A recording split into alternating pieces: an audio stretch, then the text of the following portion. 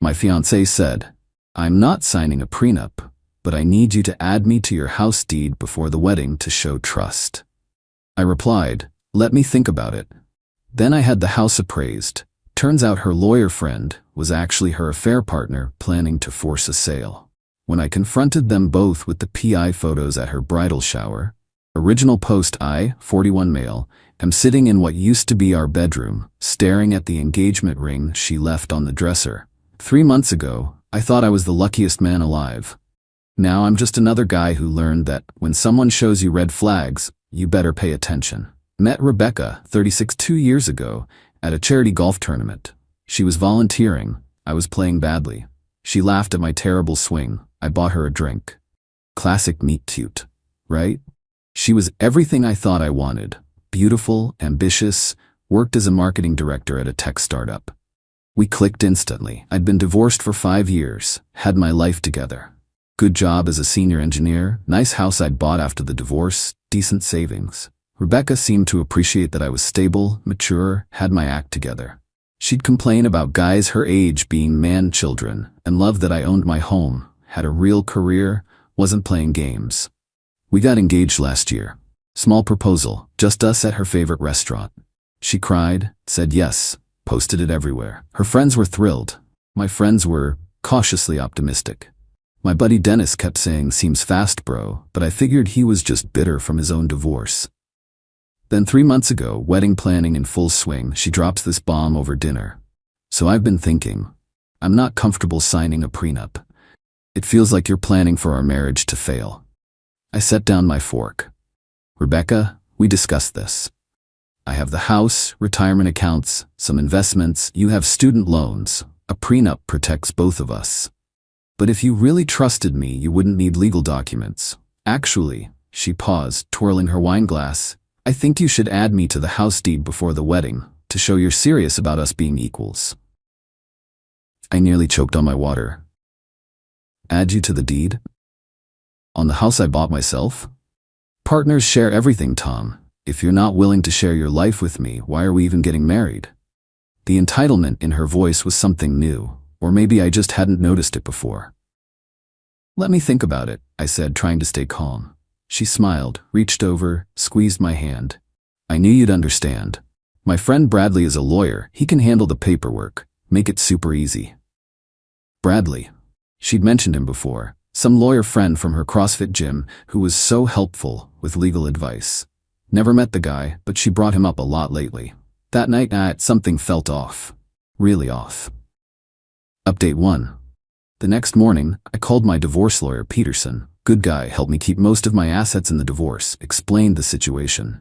Tom, he said slowly, don't add anyone to that deed. In fact, get that house appraised. Now. Why? Because if she's on the deed and you split, she can force a sale. She'd get half the equity even if she never paid a penny toward it. And this Bradley character handling it? Red flag, my friend. I hired an appraiser that week. Told Rebecca I was getting it done for insurance purposes. She seemed weirdly excited about that. The house appraised at $680,000. I'd bought it for $420,000 5 years ago. The market had exploded. That's $260,000 in equity she'd get just by being on the deed. But here's what made my stomach drop. Rebecca knew the exact appraisal amount before I told her. We were having dinner and she goes, "So the house is worth almost $700 now, huh? We could do so much with that equity." I hadn't told her the number. The appraiser hadn't sent the report yet. Only person who knew was the appraiser. How do you know that? She froze for a second. Oh, you mentioned it. No, I didn't. Well, I just assumed. Houses in this area are all going for that much. BS detector going crazy now. I hired a PI the next day. Felt scummy doing it, but that feeling in my gut was screaming. Gave him Rebecca's info, Bradley the lawyer's name, told him to see what he could find. 3 days later, he called. You sitting down? Why? Bradley Morrison isn't just her lawyer friend. They've been meeting at hotels twice a week for the past 4 months. I have photos. They're explicit. My hands went numb. Send them. The photos came through. Rebecca and Bradley at the Marriott, at his apartment, in his car. The timestamps went back to before she started pushing about the prenup, but the PI wasn't done. There's more. I did some digging on Bradley. He's not exactly thriving, drowning in debt actually, had 2 failed real estate ventures, and get this, he specializes in property law, specifically partition sales. What's that? When co-owners force the sale of a property to get their share, it's his specialty. The pieces clicked. She gets on the deed, married or not, she can force me to sell. She gets $340K, splits it with Bradley. They'd been planning this for months. I sat there staring at the photos. My fiancée, the woman I was going to marry in 6 weeks, in bed with another man. A man she was conspiring with to steal my house. The rage was indescribable. But then, clarity. Cold, perfect clarity. Her bridal shower was in 2 weeks, 40 guests, her mom, sisters, friends, everyone. I smiled for the first time in days. Update 2.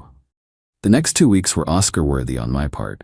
I played the perfect fiancé, talked about our future, helped with wedding planning, even met with Bradley about the deed transfer. Bradley was exactly what I expected. Spray-tanned, too much cologne, kept calling me buddy and talking about how lucky I was to have Rebecca. The smirk on his face when discussing the deed made me want to punch him. Instead, I smiled and said I needed a few more days to review everything. No rush, buddy, he said, shooting Rebecca a look, but sooner is better, for tax purposes. Rebecca squeezed my arm. Bradley's just looking out for us, honey? Sure, he was. I kept the PI on retainer. Got more photos, videos. They met at Bradley's apartment the day before the bridal shower. The PI got audio of them in Bradley's car. 2 more weeks, and we're set. He's completely clueless.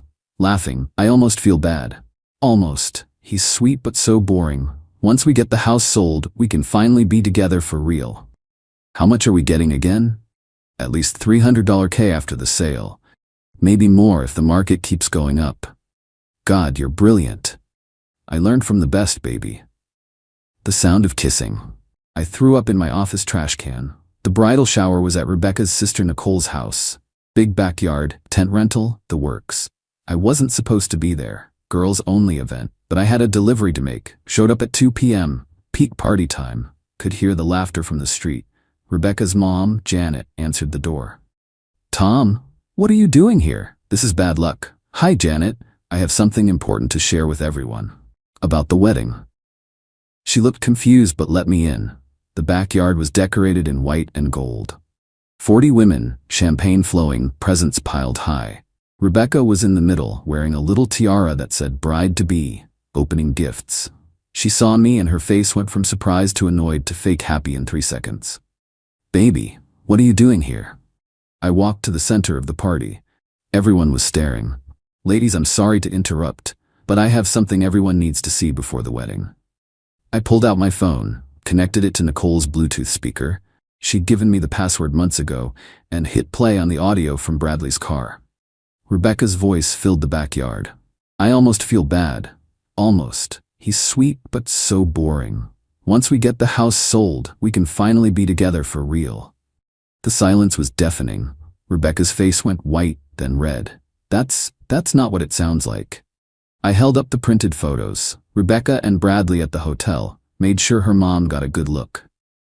It's exactly what it sounds like. You've been having an affair with Bradley for 4 months.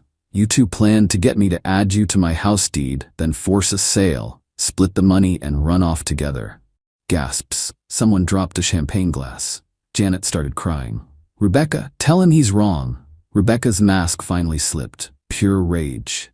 You hired someone to follow me? You psychopath. That's illegal. Actually, it's not.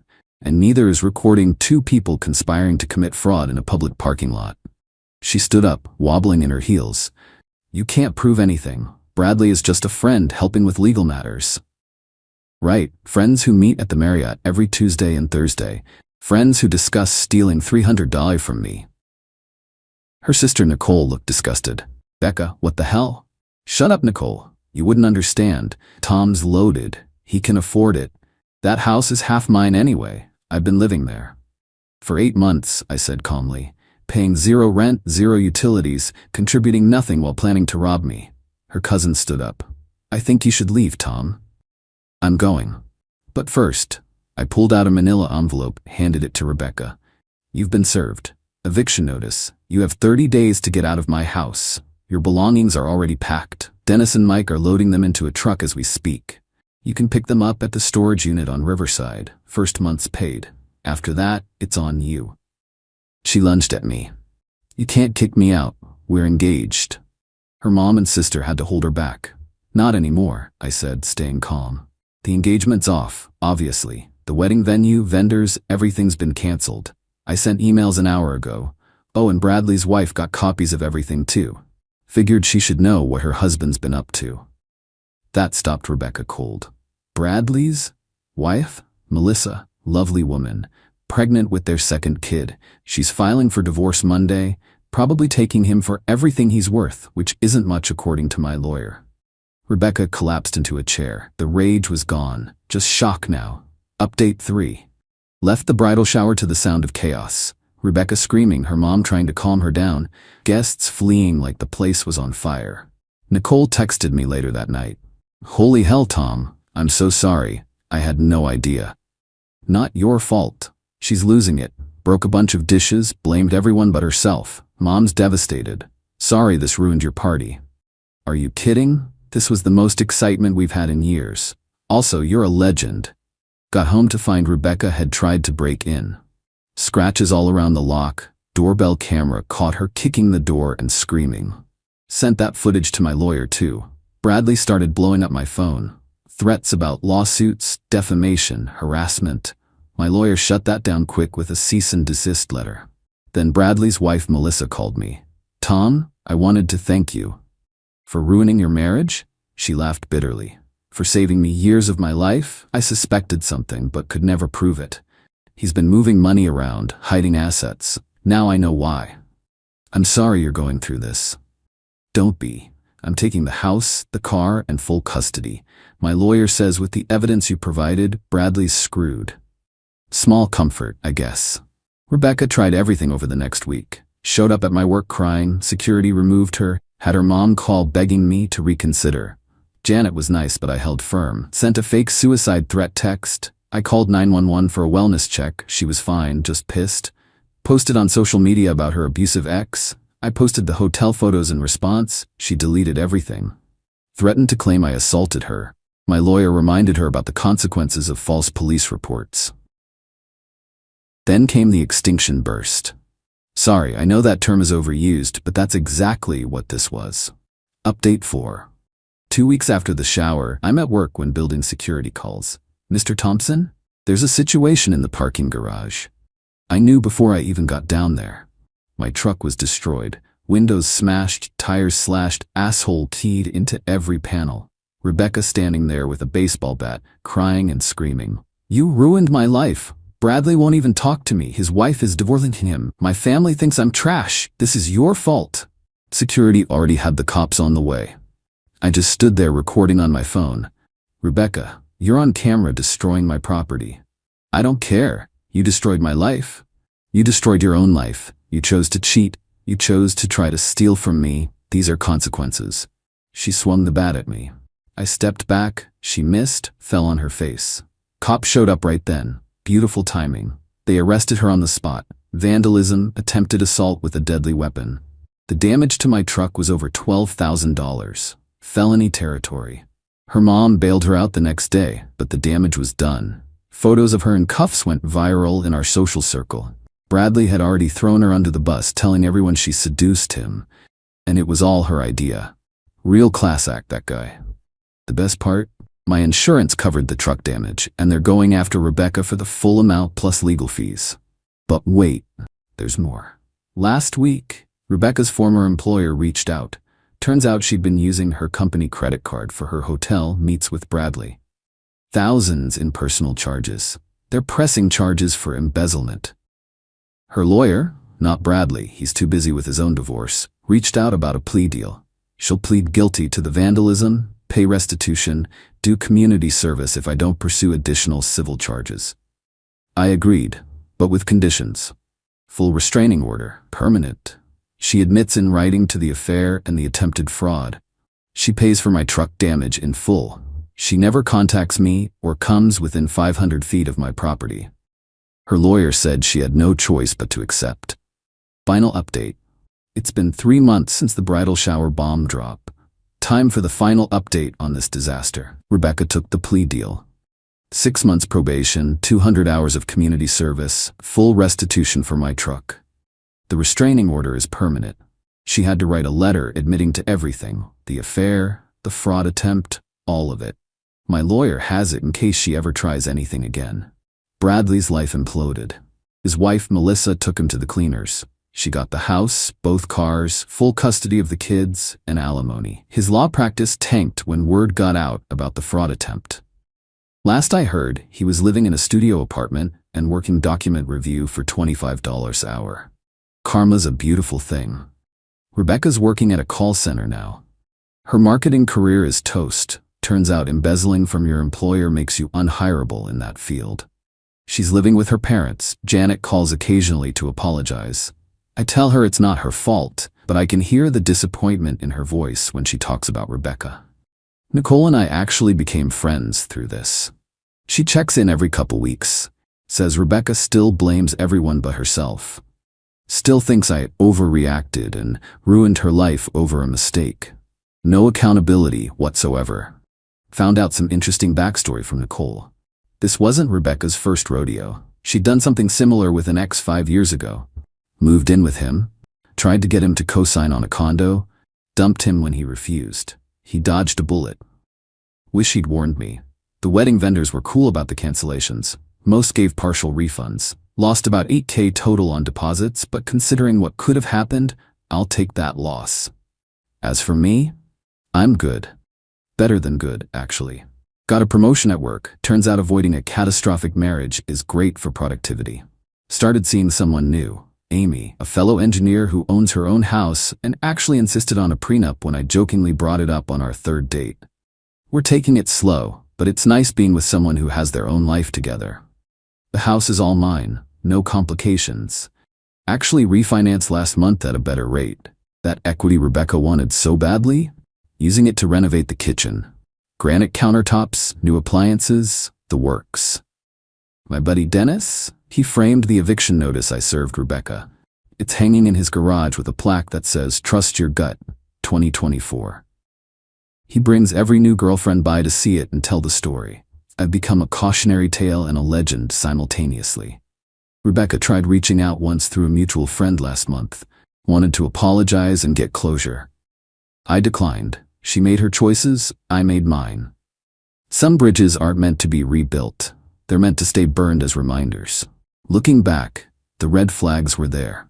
How quickly she pushed to move in. How she never wanted to discuss finances but wanted access to mine. How she always had expensive taste but never wanted to contribute. How this Bradley guy suddenly appeared once marriage was on the table. How she went from "I love you" to "give me half your house" in record time. Lessons learned. 1. Trust your gut, it's usually right. 2. If someone refuses a prenup, run. 3. If they want to be added to assets they didn't help acquire, run faster. 4. When someone shows you who they are, believe them. 5. PIs are worth every penny. 6. Always have security cameras. 7. Document everything. To anyone reading this going through something similar, you're not crazy. Your concerns are valid. Don't let anyone gaslight you into ignoring red flags. And when someone tries to steal from you while sleeping with someone else, let them face every consequence coming their way. No regrets, no looking back, just forward. Thanks for following this insane journey, Reddit. May your partners be faithful and your assets stay protected. Tom out.